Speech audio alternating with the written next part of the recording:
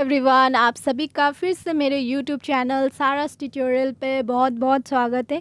आज मैं आप लोगों के लिए ब्रज की संध्या का सेकंड पार्ट लेकर के आई हूँ। ठीक है, इसका फर्स्ट पार्ट मैंने आपको प्रीवियस वीडियो में एक्सप्लेन किया है। अगर आपने उसे नहीं देखा है तो मैं उसका लिंक आपको डिस्क्रिप्शन में दे दूँगी, वहाँ से आप लोग उस वीडियो को भी देख लें। ठीक है, इसके अलावा मैंने ब्रज का भी एक्सप्लेनेशन वीडियो डाला है, तो उसका लिंक भी मैं दे दूँगी, उसे भी आप देखें।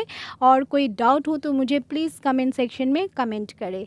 ठीक है, तो चलिए देखते हैं आज हमारा ब्रज की संध्या। ठीक है, जैसा कि मैंने आपको पहले ही बताया है कि इसके लेखक या कवि कौन है। इसके कवि है अयोध्या सिंह उपाध्याय हरिओध। ठीक है, और ब्रज की संध्या एक प्रकृति विषयक कविता है, जिसमें हरिओध जी ने ब्रज की संध्या कालीन मतलब ब्रज की संध्या के समय जल भाग, स्थल भाग और आकाश भाग के वातावरण का वर्णन किया है। ठीक है, तो चलिए देखते हैं हमारा फोर्थ पैराग्राफ में क्या दिया है। ठीक है, यहाँ देखते हैं, झलकने पुलिनों पर भी लगी गगन के तल की यह लालिमा, सरी सरोवर के जल में पड़ी अरुणता अति ही रमणीय थी। मतलब यहाँ पे इस पैराग्राफ में कवि ने ब्रज के जल भाग के बारे में बताया है। जल भाग का मनोरम चित्रण हमारे सामने प्रस्तुत किया है कि जब ब्रज की संध्या के समय उसके जल भाग का मतलब लुक कैसा होता है, उसका मतलब दृश्य कैसा होता है। ठीक है, तो चलिए देखते हैं।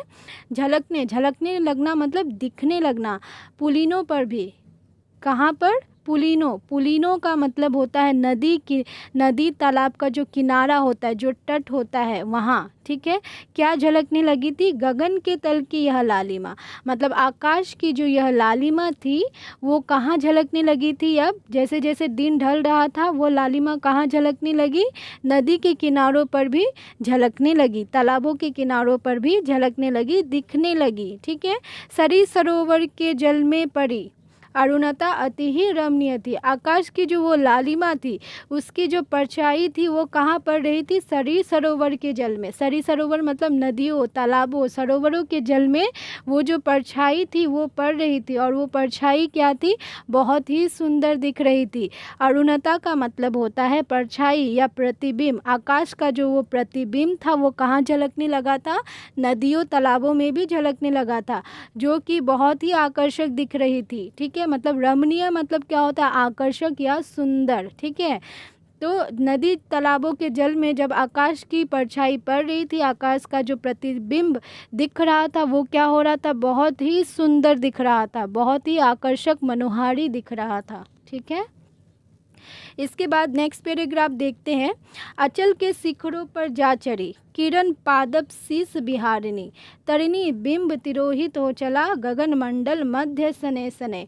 मतलब कि यहाँ अचल के शिखरों पर जा चढ़ी। अचल के शिखरों पे क्या जा चढ़ी? अचल मतलब क्या होता है? पर्वत। ठीक है, उसका शिखर मतलब उसकी चोटियों पर कौन जा चढ़ा? किरण पादप शीस बिहारिणी। किरण पादप शीस बिहारिणी, किरण मतलब क्या होता है? रोशनी। पादप शीस बिहारिणी मतलब वृक्षों की चोटियों से।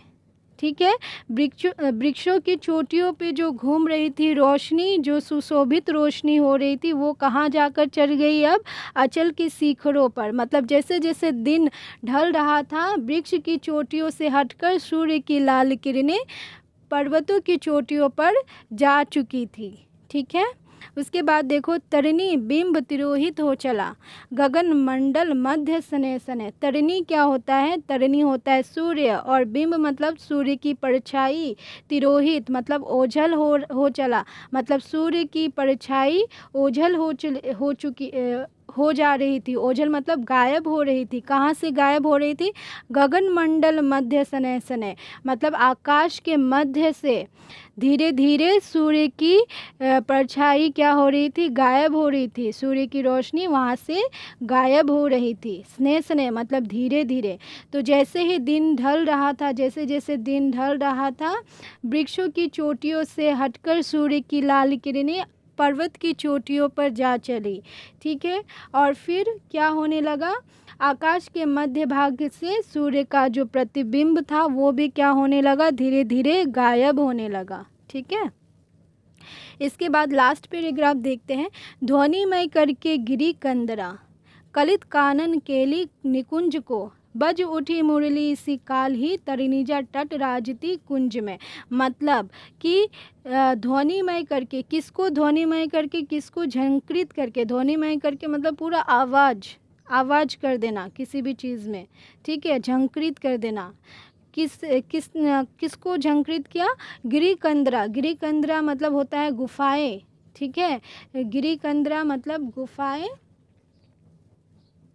और गिरी मतलब पर्वत, और कंदरा मतलब होता है गुफा, ठीक है। पर्वत और गुफाओं को झंकृत करके कलित कानन केली निकुंज को, कलित कानन मतलब वनों को, कलित कानन होता है वनों को, केली निकुंज को, और जो भी केली निकुंज मतलब होता है हमारा ऐसा मतलब क्रिया का उद्यान, मतलब जो खाली मैदान होता है, ठीक है, उससे। बज उठी मुरली इस काल ही, मतलब कौन उन सभी जगहों को कौन झंकृत कर रहा था, कौन ध्वनिमय कर रहा था?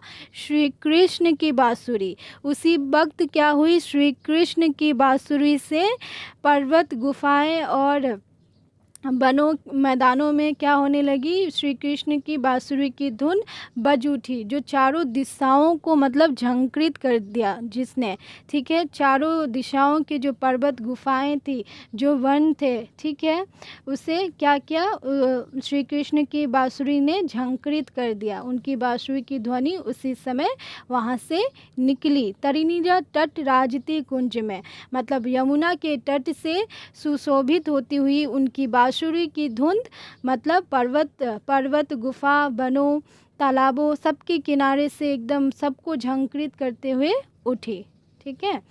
तो यहाँ पे बेसिकली इसका मतलब यहाँ पे कवि के कहने का बेसिकली मीनिंग यही है कि ठीक उसी समय जैसे जैसे दिन ढल रहा था, सूर्य की रोशनी, सूर्य का प्रतिबिंब आकाश के मध्य से गायब होने लगा, ठीक उसी समय क्या होने लगा?